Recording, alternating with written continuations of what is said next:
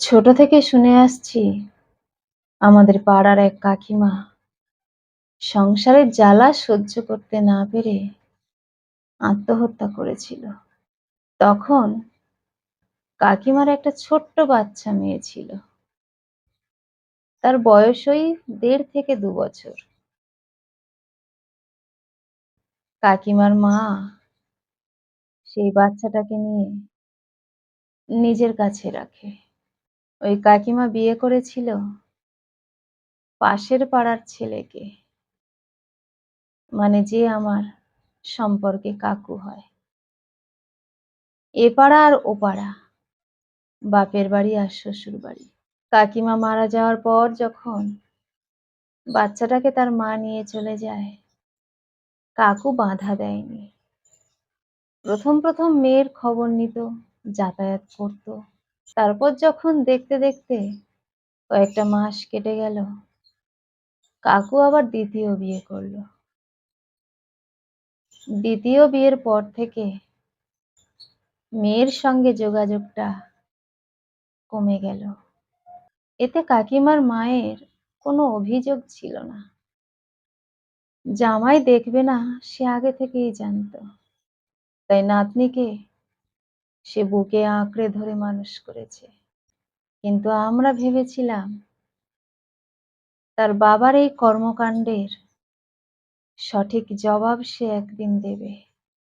বড় হয়ে হয়তো নিজেকে প্রতিষ্ঠিত করে তার বাবা এবং সৎ মায়ের উপর মুখের মতো জবাব দেবে। কিন্তু আমরা যা ভেবেছিলাম ঠিক তার উল্টোটাই ঘটল। সে খুব কম বয়সে একজনকে ভালোবেসে বিয়ে করলো। তার দিদিমা তার থেকে একটা বড় রকমের আঘাত পেল। তার দিদিমাও চেয়েছিল নাতনিটা ভালোভাবে মানুষ হোক, জীবনে একটা কিছু করুক, নিজের পায়ে দাঁড়াক। কিন্তু তা তো সে করল না। বিয়ের পরে কিছু করার নেই, দিদিমা মেনে নিয়েছিল, সব ঠিক হয়ে গেছিল। তার দিদিমা মনে মনে কষ্ট পেলেও নাতনিকে সেটা খুব একটা বুঝতে দেয়নি।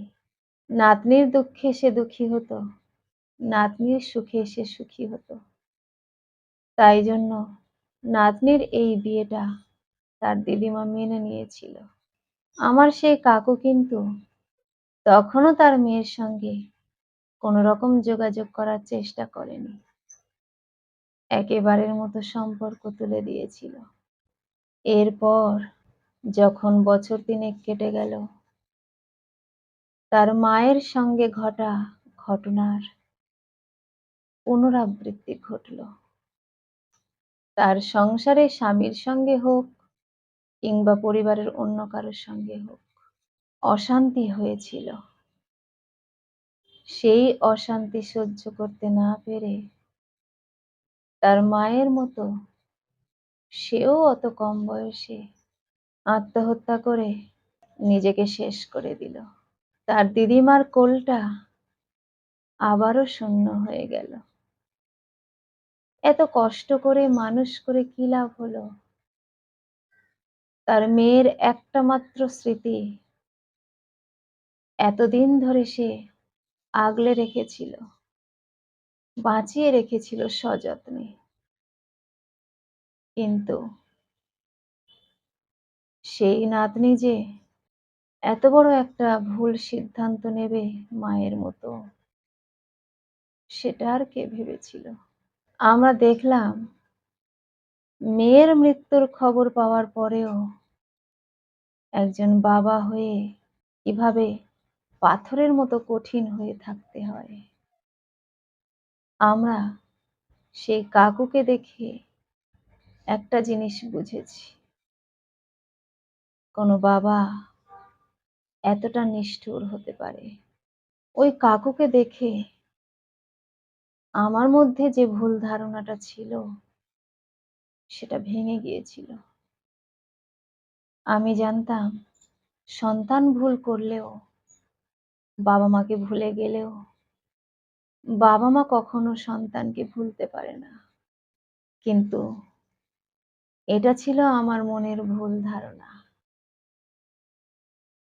কারণ চোখের ওপরও তো দেখলাম ওই কাকুকে, নিজের সন্তানকে কিভাবে ভুলে থাকতে হয়।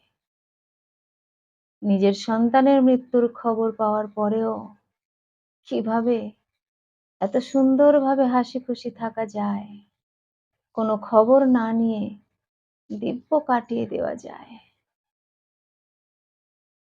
এই কাকু তার দ্বিতীয় পক্ষের সন্তান, একটা ছেলে একটা মেয়ে। তাদের নিয়ে বেশ আছে।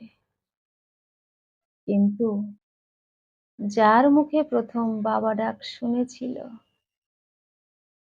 সেই সন্তানকে অবলীলায় কেমন করে ভুলে গেল। যার কষ্ট হচ্ছে তার তো হচ্ছেই।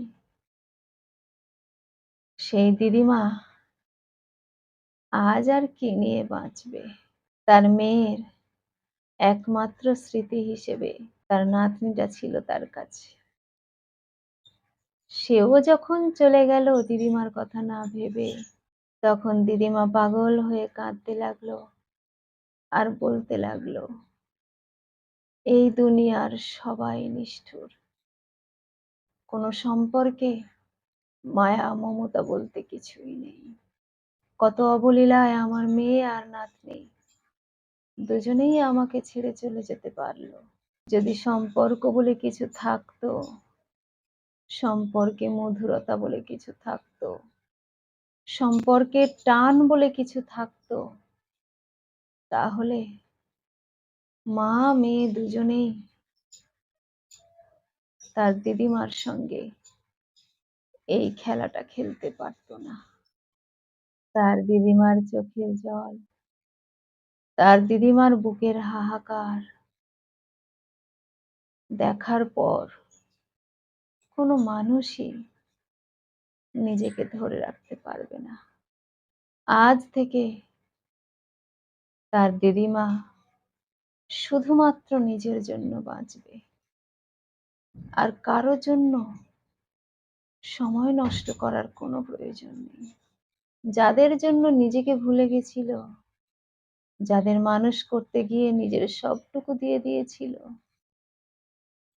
আজ তারাই তাকে ফাঁকি দিয়ে চলে গেল। নিজেকে নিয়ে ভাবার মতো সময় তার ছিল না।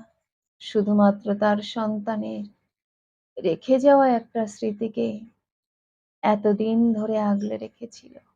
তাকে আগলাতে গিয়ে নিজের সবকিছু ত্যাগ করতে হয়েছিল। আজ সেই নাতনিই তাকে ছেড়ে নিষ্ঠুরভাবে চলে গেল। আজ থেকে আর কারো জন্য সে ভাববে না। এখন থেকে না হয় নিজের জন্য একটু বাঁচুক। অবশ্য এই বাঁচা তো আর সেই বাঁচা নয়। এই বাঁচা মৃত্যুর সমান। শুধুমাত্র প্রাণটা যতক্ষণ না যাচ্ছে, ততক্ষণ পর্যন্ত তাকে থাকতে হবে এই পৃথিবীতে। তবে যতদিন থাকবে, ততদিন পর্যন্ত মেয়ে এবং নাতনি এই দুজনের স্মৃতি বুকে আগলে ধরে তাকে বেঁচে থাকতে হবে। কলমে ও কণ্ঠে, সোমা।